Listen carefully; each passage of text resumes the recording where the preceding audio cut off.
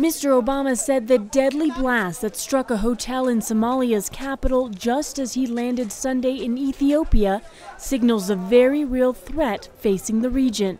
Yesterday's bombing in Mogadishu reminds us that terrorist groups like Al-Shabaab offer nothing but death and destruction and have to be stopped. It was against this security backdrop that talks between President Obama and Prime Minister Hailemariam Desalegn took place Monday in Ethiopia's ornate national palace. Mr. Obama, the first sitting U.S. president to visit Ethiopia, pledged assistance to help the country fight extremists and praised Ethiopian forces for helping to shrink the territory Al-Shabaab controls in Somalia. They have one of the most effective militaries on the continent, and as I noted in my earlier remarks, they are also one of the biggest contributors to peacekeeping. And so they're averting a lot of bloodshed and a lot of conflict because of the effectiveness of their military, and we want to make sure that we're supporting that. But along with praise for Ethiopia's military might came frank discussions on the country's human rights record.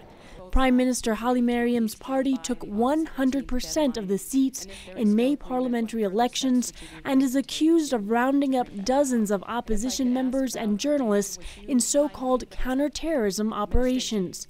We want to work on this issue, it's our concern, but something has to be understood, that this is a fledgling democracy, and we are coming out of centuries of undemocratic practices and culture in this country.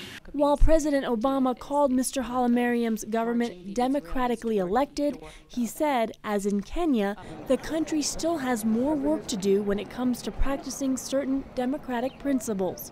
Making sure to open additional space for journalists, for media, for opposition voices will strengthen rather than inhibit the agenda that the Prime Minister and the ruling party has put forward. Both leaders agreed on the need to find a resolution to the deepening crisis in South Sudan.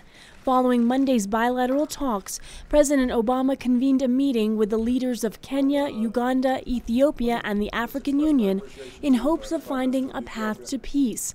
The U.S. leader warned time is running out as the humanitarian situation in South Sudan grows worse by the day. Pande, VOA News, Addis Ababa.